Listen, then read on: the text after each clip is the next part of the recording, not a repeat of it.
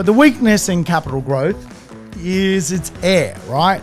It's air. Now, the cool thing about buying assets and moving your money out of equity into deposits for other properties is you're basically taking air and using it for something real. So if you have equity floating and you're not using that equity smart enough to run your life, then it is a real waste. It can be a real shame.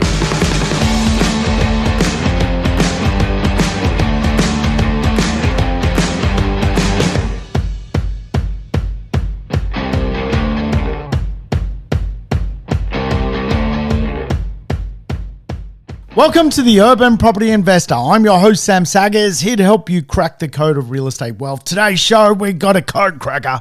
We're going to dig into the short-term rental market. We're going to dig into using interceptors like Airbnb to create cash flow in your world. I'm going to give you a little background of what's possible in this space. If you like the idea of becoming a rent entrepreneur, this episode is perfect because this one's for people who like to get hands-on when it comes to real estate investing and not sit back and be passive. You can absolutely change the trajectory of your cash flow using strategies inside the real estate marketplace. I'm going to teach you all about it, give you a little bit of a briefing, so you will leave this episode with some clues as to whether this could be a strategy for you. Potentially, it's not a strategy whatsoever. And again, if you're a nervous Nelly when it comes to everything about property, this strategy's probably not the best one. There's probably simpler strategies like renting a property out long term and sleeping at night. But if you like pushing the boundaries, you like making a bit of money, if you like the idea of cash flow, the idea of using short-term rental dynamics in the real estate economy is not a bad one, I tell you what, and for a couple of reasons. So I'm going to teach you all about it. If this is your first time tuning in, welcome to the show. Make sure you leave a review at the end and, of course, play the show in double speed. I do not sound like a chipmunk. I just think it's better to play this stuff in double speed so you can spend some more time educating yourself rather than just going slow. And of course, all the lessons on the program or the podcasts are lessons on real estate. So feel free to go back if you like. I'm back in my clothing, as you can see, powered by purpose, people, place, and planet. I'll tell you what, there's a lot of work to be done to help people, help the planet, and create beautiful places around society. And of course, the idea of Airbnb is all about place economics. It's all about finding an area where people actually want to go and using the place economy to your benefit. So we're going to peer into some data, some future trends, some ideas around real estate so you can walk away thinking, well, you know what? Okay, there's more to this than just going home at night and not playing the game of Australian monopoly. So I think we can all agree what we do know about real estate is, in general, if you choose a good location, you're going to be perfectly great, right? And I think that is a key fundamental of everything we do inside of real estate. It's like the golden rule, if you like. Location trumps everything. I think we can all agree that Australia's population is headed to bigger and better things. It's going to be a larger population base. I think we all get that. We all know that cities are generally where infrastructure investment is made, and I think it's pretty common for us to realize, well, we are in a world, and in particular a place like Australia, which is hot property. People want to come to Australia. People want to migrate to Australia. People lining up around the corner to migrate to Australia. And of course, I think it's in general terms fair to say that people do love, if they are a renter, living close to jobs and transport and nice amenity and lifestyle and convenience. I mean, these are all some of the general things we all know about real estate. But we are people and we also have ambitions. We have goals, we have dreams, we want outcomes from real estate. And despite the generality of real estate being a sport of long-term commitments, sometimes that needs to mirror up with what retirement actually looks like. And of course, this is where a lot of property investors struggle with property investment. They have no ability to flip the switch and create extra cash flow. And in retirement, cash flow is what real estate investment is all about. And I think it's fair to say that real estate investments can be split into two subgroups. One is capital growth and one is cash flow. Now, most commentators will teach you about capital growth. I teach you also about capital growth. Capital growth really is quite important, particularly as you're developing or acquiring assets, because it is extremely difficult to save a lot of cash to put into property deals. So quite often a lot of property investors will multiply their property portfolio by using equity gained from capital growth. But as we know, equity is air. And as such, when we reach retirement, that air, unless we decide to sell, is kind of worthless, right? And even if we get to the day of retirement and there's a massive correction in the marketplace, if we just diversify into growth assets, we could actually end up in a very, very dangerous place. So it's very, very good when you're building a portfolio, and I've mentioned this a few times, that it's a smart idea to pick growth assets that you can use also for cash flow purposes. Not all of them, you don't need them all like that, but absolutely when we divide real estate into two quadrants, being growth and cash flow, it is quite handy to have some assets where you can manipulate the cash flow, if you like.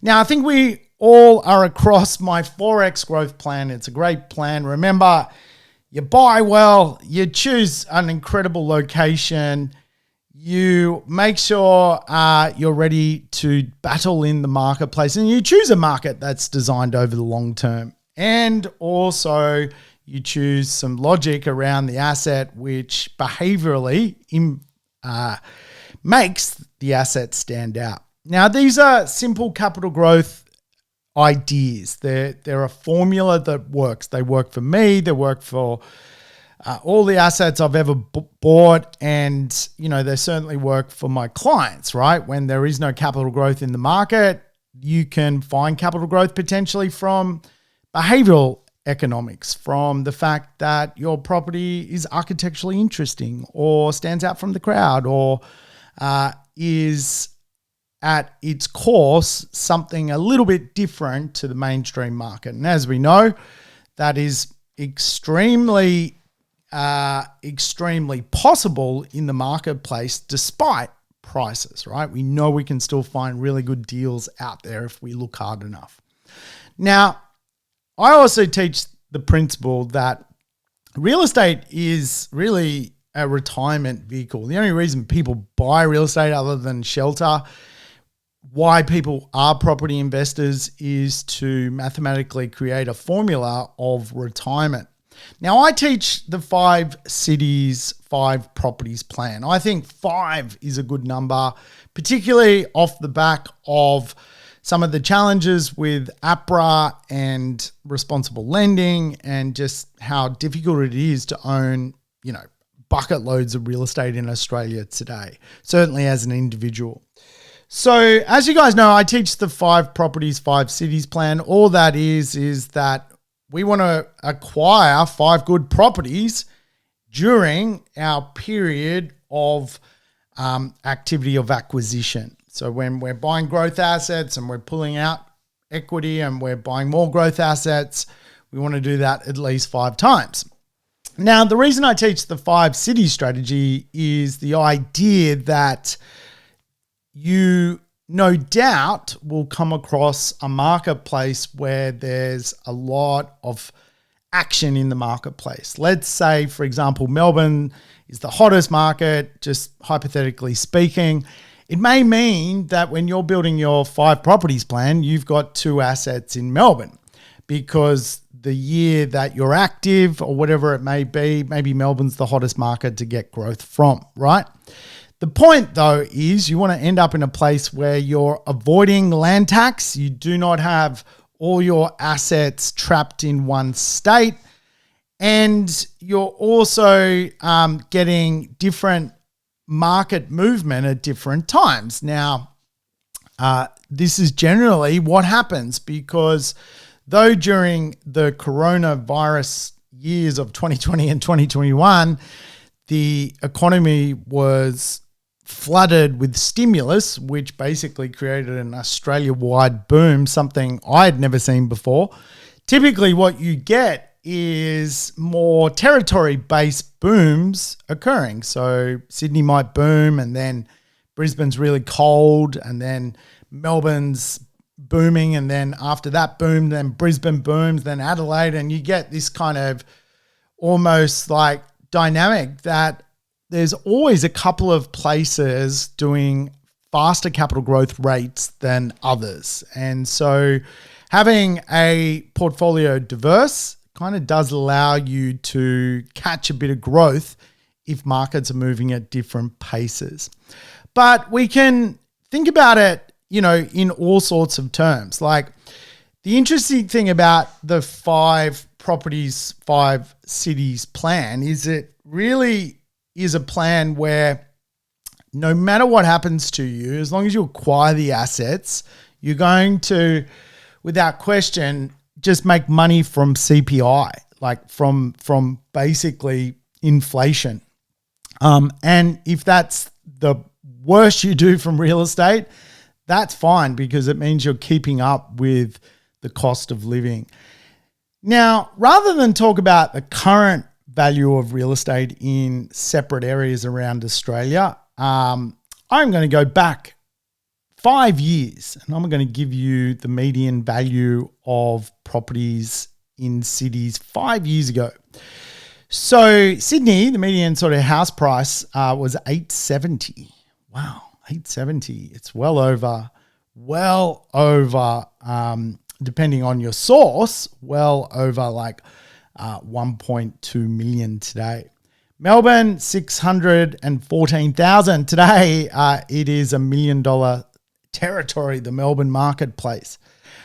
Brisbane, 5 years ago, 489 today, more like 750, right? Adelaide, 469 today, also very much like 750. And Perth, 615 5 years ago, today actually a little bit less than that, 580. So if you just bought all your assets in Perth, you would hate life right now, right? That's the reality of it. Right now, Perth's a very good value market. It's very affordable. The metrics around what people earn in that city to the cost of living to the cost of a house price, very in favor of capital growth happening at some point.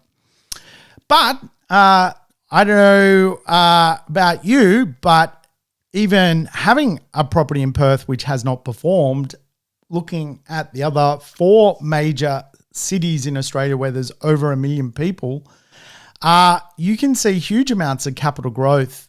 Literally, if you just bought the median property value in Sydney, Melbourne, Perth, Brisbane and Adelaide over the last 5 years, you would have well and truly made yourself over $1 million, just on the median value, right? So the point is, though, you got to get these assets, and at the end of the day,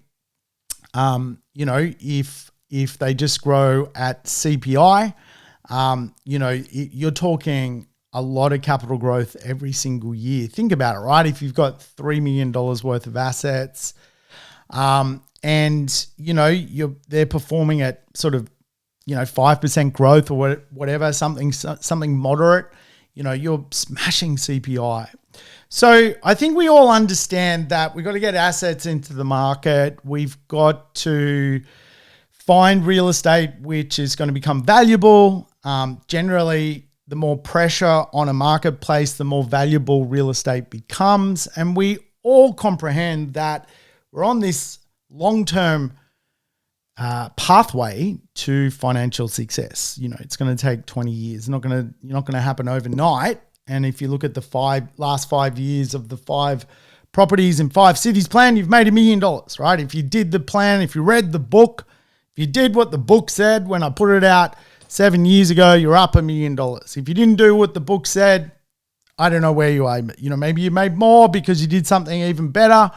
Maybe you haven't made the $1 million. I don't know.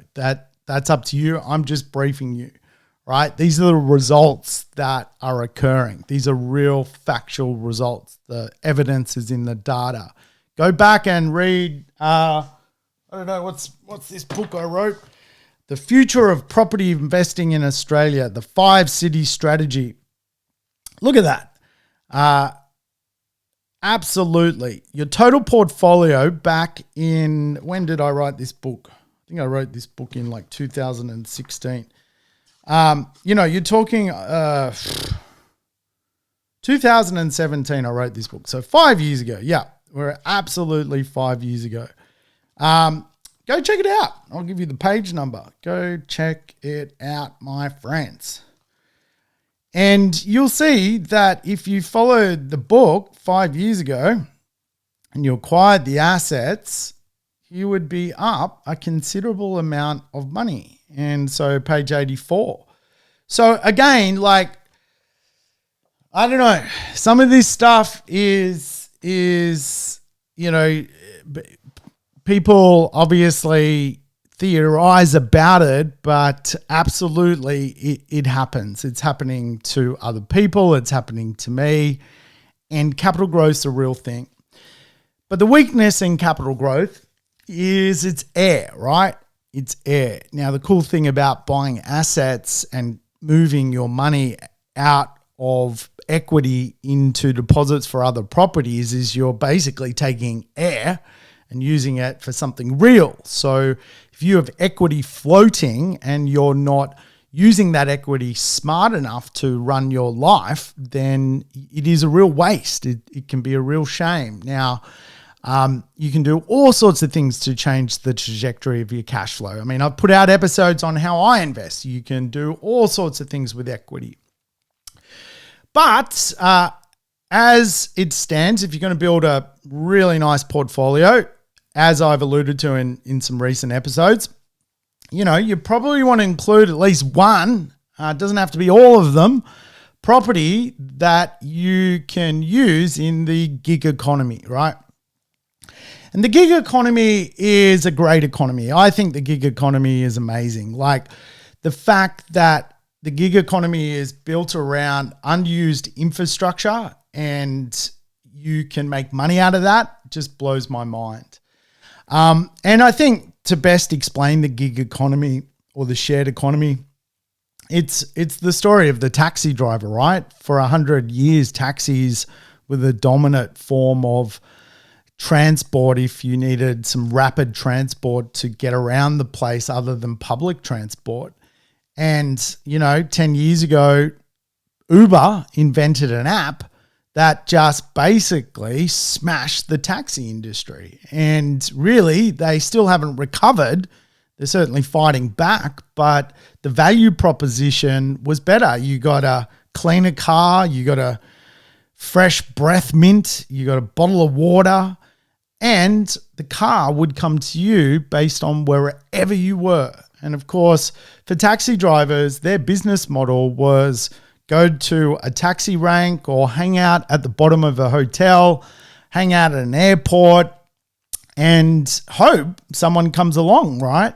And that pretty much is still the business model, other than driving around the streets and hoping someone hails you. So the Uber story is a great story on the idea that disruption happens inside of economics. And really, the Uber was the interceptor or major disruptor for the taxi industry. But what's so fascinating is that real estate also has disruptors, pieces of technology that can intercept business and bring business to you as a property investor.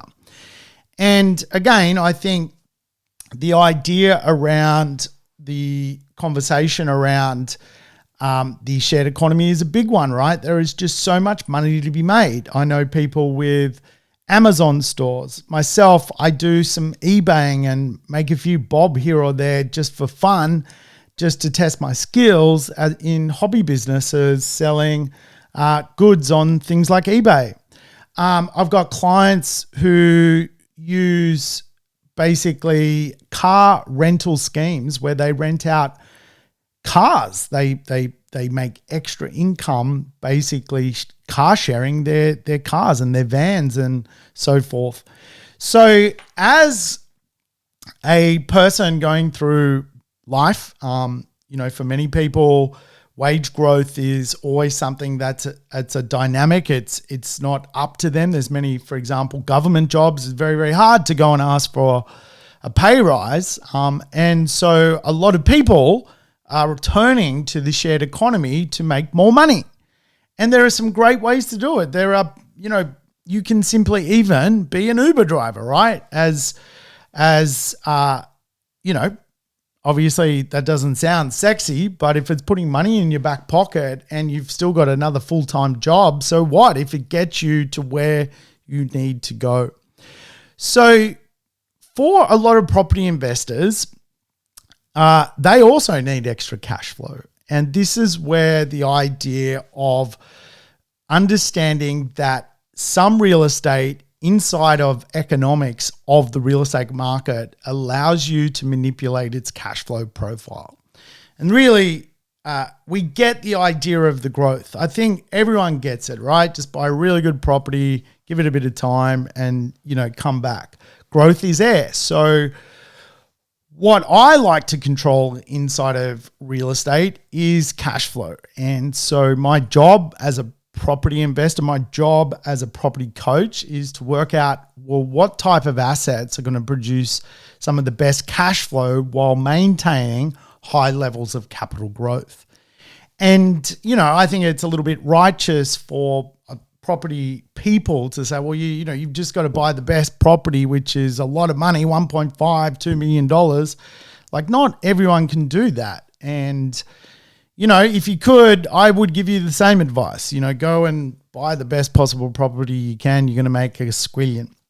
But for a lot of people, that's not an option, right? So we have to play in the dirt a bit and try and work our way through this as sensibly as possible.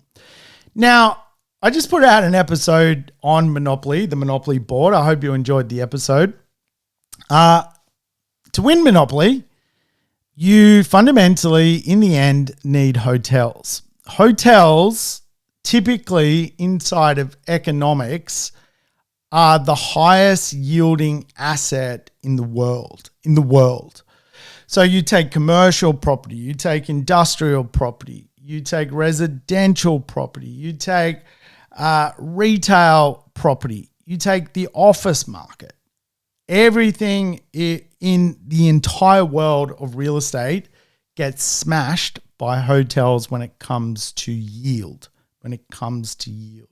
So to win the game of Monopoly on the Monopoly board, you buy the hotels. To win the game of Australian cash flow, if you could buy hotels, you probably would. But for a lot of people, there is just no way to go and do that. And for a lot of property investors, they don't want to own a motel in a Gopnik village on a motorway, in Timbuktu, right? Who wants that? That sounds like work. That doesn't sound like fun to me.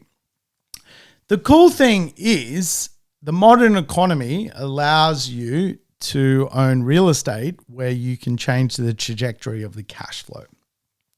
So remember, plan A is pretty simple, and really for most people, they should stick to plan A. I have many assets doing plan A. Plan A, buy good capital growth property. if you can get yourself a really handsome rental return, as the market moves, make sure you activate putting up your rents. We're in a period of time now where that's a really good strategy for people. Just put up those rents, go from negative cash flow, if that's where you started, to eventually positive cash flow by virtue of time in the market and rents increasing based on market formulas, right? So we all know over time rents are going to improve. There are periods of rental decreases inside of real estate. There are periods of rental increases in real estate. Generally, the more time you're in the market, the more you're going to get a rental performance plan for yourself, right? And I think, as Australia sits at the moment, most marketplaces have a vacancy rate less than 2%. And of course, this means most landlords are in charge at the moment when it comes to the rental market as opposed to tenants. Certainly 2 years ago, a lot of the tenants were in charge with all the kerfuffle with COVID. That's gone full circle. And right now we're really in a bit of a rental crisis, to be honest with you, inside of the country. I don't think there's enough real estate going around, particularly with borders reopening. So plan A we get.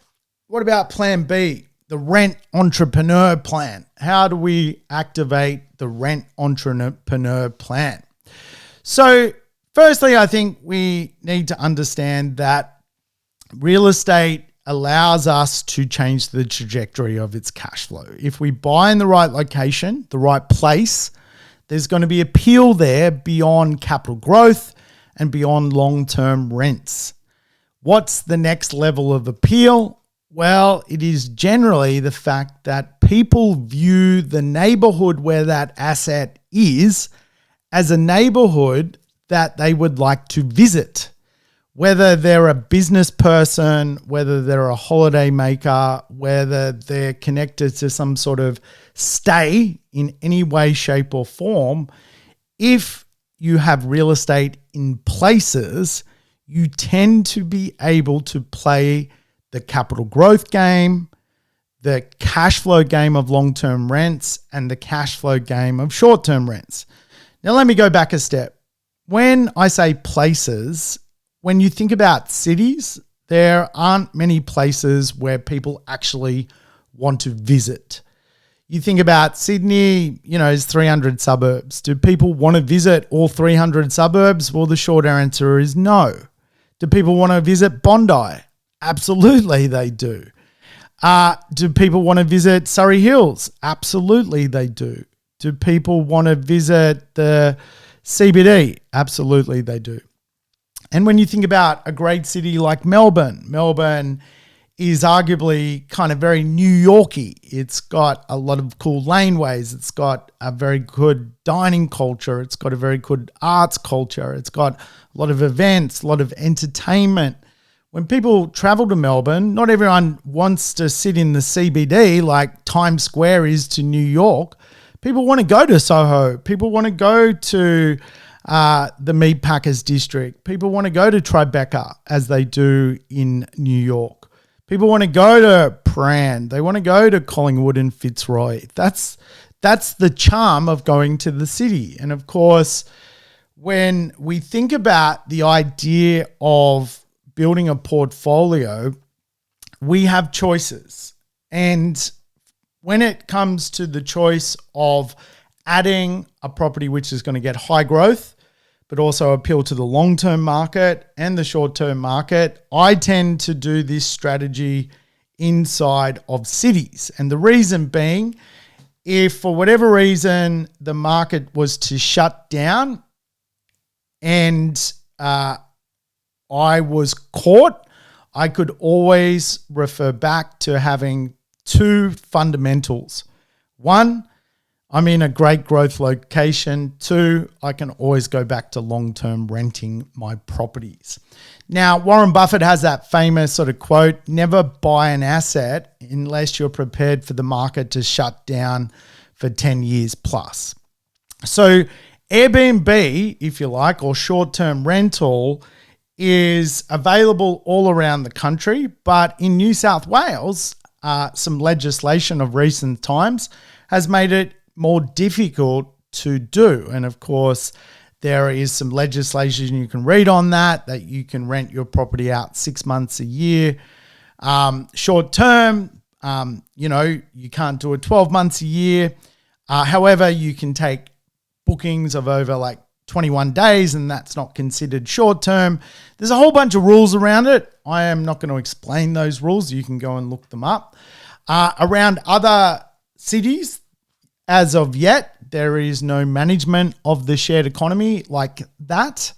But again, I don't like the idea of having, a farmhouse in, a little village, which is, a strange place at best of time, and then all of a sudden government shutting down the idea of holiday rentals, right? So that is a caveat to this strategy. We want to do this strategy, but we want to identify places where if we can rent the property out 6 months a year, it outperforms a 12-month lease. However, if the world ends tomorrow, we want to know that we're in a good place, right? So for me, I use this strategy in robust suburbs of our major cities simply because my defensive strategy with that is to not trust anything when it comes to government inside of real estate. So, of course, you can go out to some regional communities, buy yourself a farmhouse, put, 20, dwellings on the land and try and get yourself a massive cash cow underway. And all power to you if you're prepared to do that. I do have some clients thinking about doing this kind of stuff at the moment. And, they're determined to do it. And I think they will be successful. I know one lady who's doing some stuff with caravans, another lady doing stuff with like teepees and stuff like that.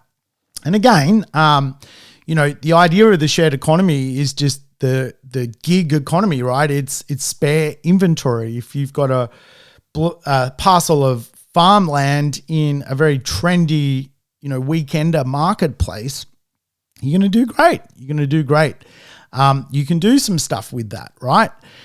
However, if your assets are in Gopnik suburbs and Gopnik villages that no one really wants to go to, and you really just, stop there for a meat pie and leave, or, you just simply drive through the very dormitory places, like Airbnb and short term's not going to work.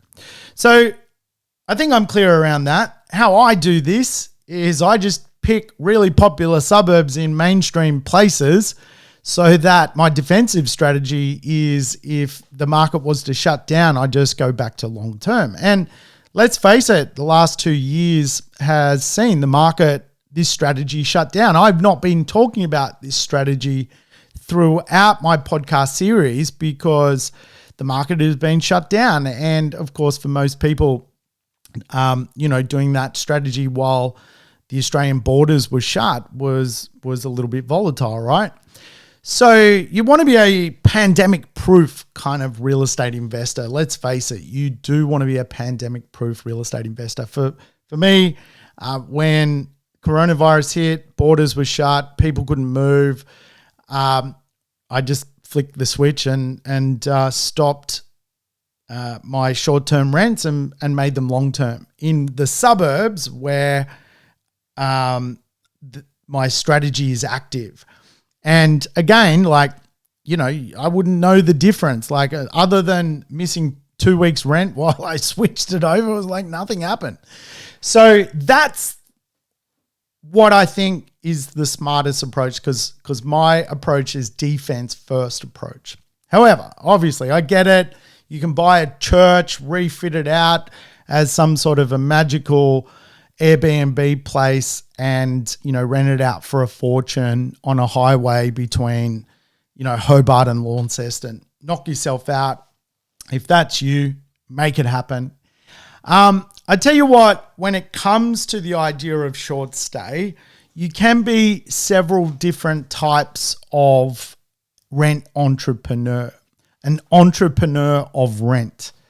Now, one of my, I guess I would say, favorite girlfriends, I'm now married, so I probably shouldn't say that, but one of my favorite girlfriends, and, we should have, hung out longer when we were together, but we were always apart. Like, she was living in another state and I was living in another place, and it never worked out. But she was just a really nice human being. She is the ultimate rent entrepreneur. She honestly blows my mind how successful she has been with this strategy. And she kicks my ass when it comes to being a rent entrepreneur, probably because she focuses on it. And I don't necessarily have time to just focus on being a rent entrepreneur. But to explain it, she actually bought 5 properties that she could rent, each one of them on things like Airbnb, right? And so she turned all 5 properties in good growth locations into properties which can get a short-term result from the real estate marketplace. And at the time, she was earning like $75,000 a year flying around as a flight attendant in aeroplanes. And to get out of that job, and of course, a lot of flight attendants go through this, it's like the older you get, you're like, well, there's something else I can do with my life. Like, at the end of the day, it is a pretty grueling profession, aviation. So she used her wage to acquire 5 incredibly good assets. And all 5 were in great growth spaces. They still are in great growth areas. And she flipped the switch. She put them all onto short stay. Now, her rent of those assets basically doubled.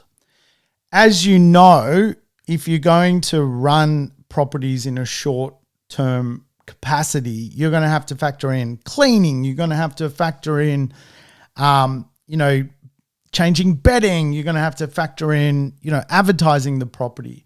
And of course, today there are what we refer to as short stay property managers. There's some great companies out there that basically manage all of that for you. They'll make sure that the guest gets the keys. They'll make sure that, the property is represented as a very nice place to stay. They'll put little bars of soap in the shower, the shower and shampoo, and they'll put little candles in there and little guest booklets so guests have something to do, right? So she was working $75,000 a year, flighty, sick of it. She took 5 years knowing what she wanted in life to acquire 5 good assets, flipped the switch. She ended up turning those assets into over $150,000 in cash flow coming in. Now, of course, she's got mortgages, so that sucks out a bit of it. But the interesting thing was that she was able to leave her job and basically then go into being what we would refer to as a full-time rent entrepreneur. So she was running the cleaning, she was running the cleaning, she was running the bookings. She was doing everything by herself, and as such, learned just so much about the idea of being a rent entrepreneur. She was able to replace her job, and she became fundamentally a hotelier of her own assets. And today she is still doing that. And guess what? Like every good startup business story, she now runs not only her own assets, but other people pay her to run their assets who are more time poor when it comes to this type of thing. So again, like the idea of the gig economy is to be smart about this stuff. You can replace your income if you're smart and you can do it faster if you want to apply yourself and actually take bigger and more bold got risks and goals to go for it, right? So when it comes to being a short-term rental person, a rent entrepreneur, I kind of divided it into a few sections. First section is if you do have your family home and your family home is in a good location that people want to go to, absolutely you can rent it out a couple of times a year and really swap your premises for a holiday. I personally have not paid for a holiday in forever, and I take some big holidays. The reason I take some awesome holidays is I'm not paying for them out of my wage. I'm activating them through really using my home and getting a short-term result, 4 weeks a year max, from the idea of the shared economy. And again, there's some pros and cons to that, but absolutely a lot of people I know do that form of being a rent entrepreneur. And when you think about it, that's a bit of a game changer as well. As simple as that sounds for many people, just getting, a couple of weeks a year worth of high income rent, and for some houses, it's like $30,000, $40,000, $50,000 over 4 weeks. It's a huge amount of money, right? It's a huge amount of money. And so for a lot of people, that is what is going on. They are taking a very good asset and they're getting turbocharged rents over a 4-week period and clearing out of their own home.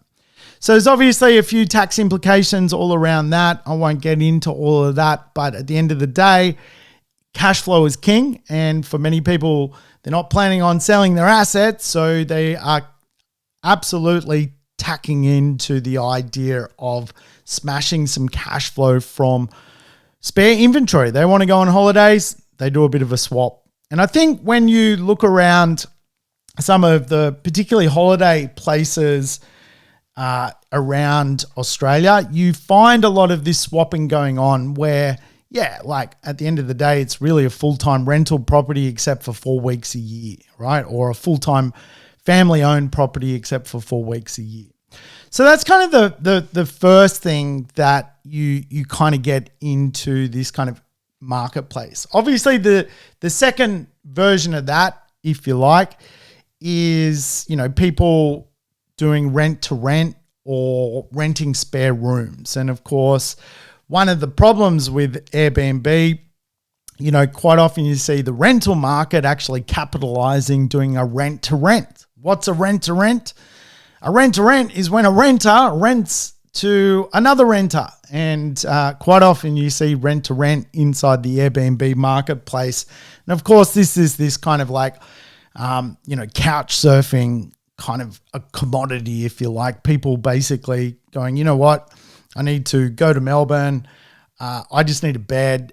Who can I share a house with or an apartment with for 3 nights, right? And someone's living there. They're doing a rent to rent. They're covering their long-term rent. So they're paying you $400 a week and they're renting a room out 3 nights a week to a traveler who's paying them $600. They then pay you $400 whilst your property is being used as a rent to rent, right? That's the other thing that is unfolding. And of course, property managers try and protect this as best as possible by putting things in leases and making sure that they kind of police it. But the other version is, rather than your renter actually capitalizing on this awesome amount of cash flow you can create, you can be like my flight attendant friend. You can be a rent entrepreneur. Now, the only caveat or difference is most people I know don't want to do the bookings, don't want to do the check-ins, don't want to do the cleaning. My friend, happy to do that, replaced her income doing that. And really that role, if you like, is very much like being a flight attendant, checking people in, cleaning things. It's very hospitality based. And so when it comes to the next form of Airbnb, if you like, or short-term renting, it's just the idea that if you have a property in the right place, you can get exceptional rents and you can use a short-term property manager to run it all for you today in Australian economics. So a long-term rent property manager is typically like, you've got brand names out there, R&W, Ray White, LJ Hooker, they do sort of long-term leasing. And then you've got some really niche short-term business models that basically run your bookings. They do dynamic bookings, which are things like, monitoring the price of a room every day. They have key inventory systems. They have systems to run your property very much like a hotelier would run properties. Now, again, like at the end of the day, now Australia's borders are open. We're probably going to see guest bookings return to a pre-COVID normal. A pre-COVID normal was typically you had 50% of bookings within short-term rentals as interstate movement and 50% as international.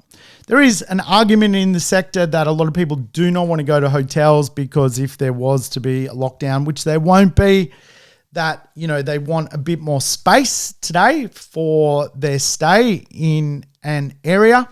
And so we are seeing actually some early data that the Australian tourism market off the back of short stay is skyrocketing. Like there is a lot of cash flow happening and a lot of people choosing Airbnbs over hotels at the moment, particularly local people. So short stay, what it is not buying a hotel room and getting a serviced apartment rent or being part of a serviced apartment motel pool. Now, in real estate, you'll see these schemes a lot. There's a lot of them like in Port Douglas and stuff like that. It's like, buy this room and get a 6% return. Never do that. Never, ever do that as long as you live. Banks don't like that stuff. That is not liquidable real estate. No one wants to own or occupy one day a hotel room. So please never do that. When we're talking about short stay, that is not what we're talking about. What we are talking about is getting a really good property which is designed for capital growth, is designed for home owners to live in it and actually turning it into a short-term rental property because the property is in a very, very good suburb. It's as simple as that, right? And today there is massive arguments in this space. There's not enough rental properties in the marketplace for the long-term market. And so, adding Airbnbs in there or short-term stays, just compounds the issue, right? And today, there's school teachers living in their cars because there's nowhere to live, right? And so I follow one dude on TikTok. He's a full-on school teacher. He lives in his car. He's got nowhere to live. Can't keep up with the cost of living. And there are no rental properties anyway. So, at the end of the day, like this is one of the major reasons we want defense first. Good suburb, good location, good prospect of long-term tenancy. And then we flip the switch to short-term. We change the trajectory of the cash flow, right? So simply what that means is daily rental arbitrage. Daily rental arbitrage. So let's say a property makes $500 a week as a normal rental property, but it can make $200 a night as a short-term rental property. All of a sudden, the $500 a week doesn't look as attractive as the $1,400 a week, $200 a night times 7, $1,400. Of course, you have to then apply the occupancy rate. And generally speaking, occupancy can be anywhere from 60 to 80%. So let's go with 80%. Just by virtue of easy maths. So, $500 $500 a week long term, $1,400 a week full time, being $200 a night short term.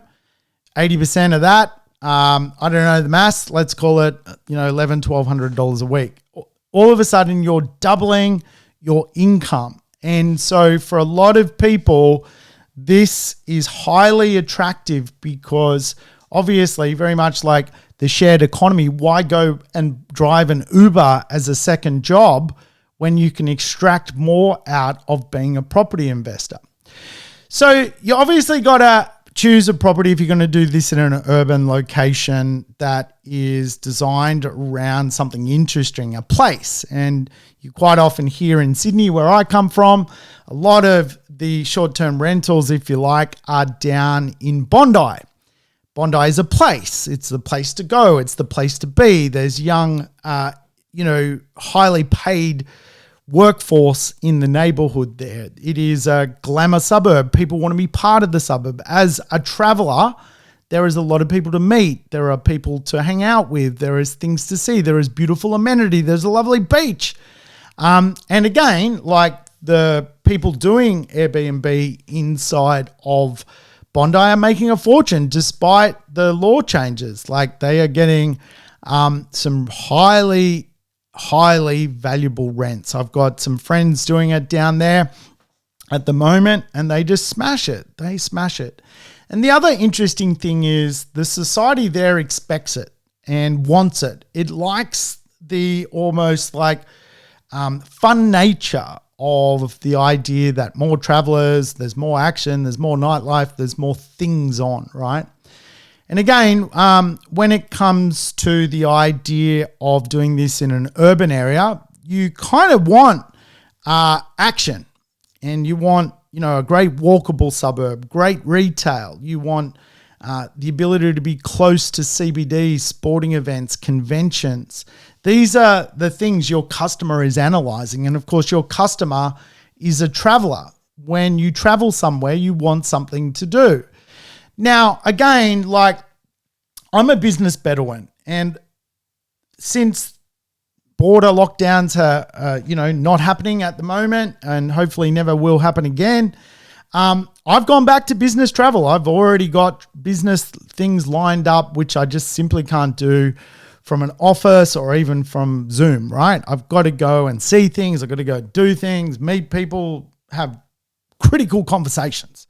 And as a business Bedouin, as a traveler, I can assure you when I choose a place to go, I'm looking for something I can walk to at nighttime to do something fun and be a part of community. I do not want to go to a sleepy little place in the middle of nowhere, right? That just doesn't make sense. And quite often as a business person, you travel by yourself. So again, the last thing you want is to be in an area which has no energy, right? So again, the purpose of this stuff is to, choose an asset in an energy-rich suburb, a suburb with lots of culture, where that culture is manifested, right? Remember the three principles of real estate, shelter, culture, and a storage of wealth. We want this culture piece to get the results. Now, of course, if you're going to do this, you're going to have to buy things like furniture. And furniture doesn't come cheap, right? And again, like you want really durable furniture to put into your properties, you're going to do this in. And remember, really the idea of selling your property through things like Airbnb or short stay providers is it's kind of making your property stand out from the crowd. And I see a lot of people fail as rent entrepreneurs because they just basically are providing a serviced apartment look and feel to a property. My properties, I put bikes on the wall. I have games in the cupboards. I've got, pretty funky impressions to attract people on a digital connectivity, right? Remember, you're selling the digital impression to begin with if you're going to do this strategy. Even with short-term rental providers, I always say, I think we should do something a little bit more funkier to make us stand out from the crowd. What's wrong with providing a $100 bike to your property that you're offering? And of course, if someone wants to use that, they're going to give you a better ranking and a better referral. So remember, furnishing matters, as does photography. That is an absolute must. You do not have to be an expert. There are interior designers you can pay and employ, and they'll provide all of this stuff for you. But I will say, go the extra mile in that space if you are going to do it. And again, there are property managers that handle things like understanding your competition, understanding your pricing, running dynamic pricing, understanding when there is massive local events that just skyrocket the rents, right? You won't know that. You're not potentially even from this neighborhood, right? And you think about it like, Adelaide has the Fringe Festival, right? And the properties that are close to the Fringe Festival, the month that the festival's on, the rents are just ridiculous, right? Ridiculous. And again, this is the idea. We want to be in these super interesting places if we're going to do this in our cities, mainly because you've constantly got this idea of people coming. People travel to cities a lot. Even between Sydney and Melbourne, prior to coronavirus, there was a flight every 15 minutes, like catching a bus. So many business people would go to Melbourne. So many Melbourne people would come to Sydney. And it looks very much like it's going to go back into a solid place like that. Maybe it'll take a little bit longer to get back to what it was. But let's face it, more people are coming to Australia. Australia's going to continue to be a highlighted place. Now, of course, you're going to need insurance. There are insurers that specialize in things like short stay, and you're going to have to factor in that from the return you get, you're going to have to pay for an Airbnb manager and cleaning costs and a few other dynamics like that, right? It's just the way it works. Now, in Sydney, if you were to go and get a hotel for the night, you're probably going to now sort of pay anywhere from sort of $250 to $300 a night for a decent hotel. That's maybe even more, right? Maybe even more. Melbourne, fairly similar. Brisbane, fairly similar. And on the weekends, during the weekday, you're going to pay sort of $250, but during the weekends, it can skyrocket, right? And so this is where your asset as an Airbnb comes into play. And again, you will find that where this is popular is where there is also hotels. So you are also competing with the hotel marketplace, right? Sometimes, obviously, tranquil little, tree change places in the middle of nowhere where you want to go and sit by a fire and drink wine and not be bothered by the world, very, very different. And again, that's not what I'm talking about today. And all power to that kind of real estate if that real estate is something you can manifest and look after. I'm sure it'll do well. What I'm talking about is just defensive strategy. Let's buy a really good location to begin with. Make sure it's got a really good long-term rent. Then change the trajectory of our cash flow. Do that in places like Bondi, Prahran, Collingwood, Fitzroy, New Farm. These are neighborhoods which you apply this logic to, right? Now, again, if you look at short-term rental returns in, say, Sydney, you can get $1,000 to $1,200 a week for a one-bedroom apartment on an 80% occupancy, right? So it's not even occupied 20% of the time. You're still pulling $1,000. A two-bedroom apartment in Melbourne can get up to the same, right? $1,000 a week.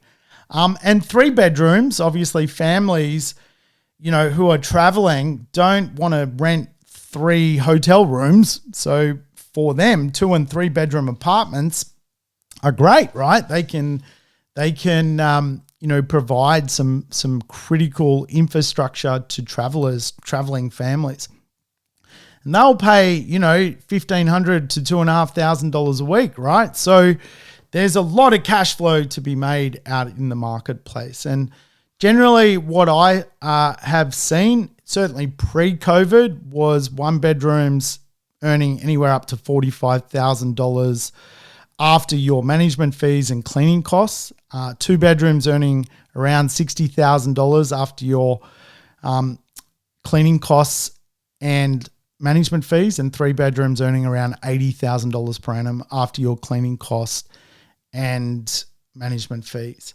Certainly happened to me. I was running a smashing property in Brisbane.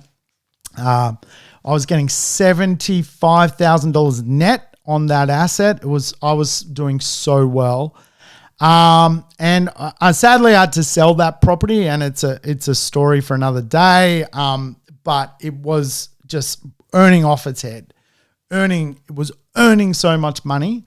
And I actually had to sell that asset because of a challenge inside of my own economics that year. So I needed to take the capital growth out of the deal and put it into a business I started up. And I tell you what, I wish I didn't, because the business I started up has not performed as well as that property. But I'd also made a lot of capital growth out of that asset. So at the time I was like, I gotta sell something to raise some money to put into a business I was starting. And that was the property I ended up moving, and again, 75 G's. Man, there was a lot of cash flow. So my portfolio is structured this way to flick the switch. And, there's probably two more properties I'd need to go and flick the switch on. To be honest, I'm always so busy. I always forget to go and do it. And then COVID hit. And so, but now I'm going to flick the switch. So this year is my switch flicking year for two assets, which I'm going to double their income now that travel is back, right? And again, I went into defensive mode on two of my properties. Now I'm going back into offensive. Actually, there's probably three, really. I should do it on. Anyway, I'm rambling now. So remember, there is, when I say Airbnb, I'm just talking about platforms, right? Like there's bookings.com, stays.com, Expedia, Home and Away, Priceline.com, Airbnb. These are all just, numbers, right? They're all just numbers. Platforms, interceptors. So again, your short-term rental manager will do that. But I think it's fair to say, to be successful in an urban world, you want to understand that your property is connected to culture, a nightlife culture, a weekend culture, a business culture, a tourism culture, an events culture, a sporting culture, and even a hospital culture. And if you've got that around your property, you can absolutely kick some ass for when you do things like short-term rentals. All right, guys, I hope this plan can help you and you decide to build a portfolio. As I say, you just need one property like this. You don't even need four of them. Like, think about my two-bedroom apartment was earning $75,000 a year until I had a dumb idea to sell it, right? $75,000 per annum. The normal rent on that property was like $33,000 per annum. And again, you just need one of them, right? And you've replaced your income.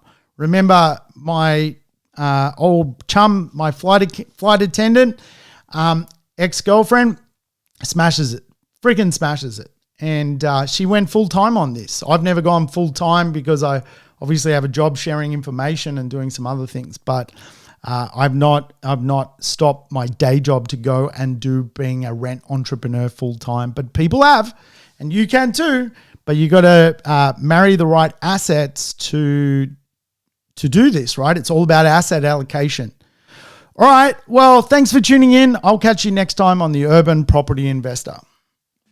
Thanks for tuning in to the Urban Property Investor. To never miss an episode, make sure you subscribe to the podcast on your favorite app or on YouTube. And I would love it if you could give the show a rating and share it with your friends and family. In between episodes, you can always keep in touch with me by connecting on social media over Facebook, Instagram, or LinkedIn.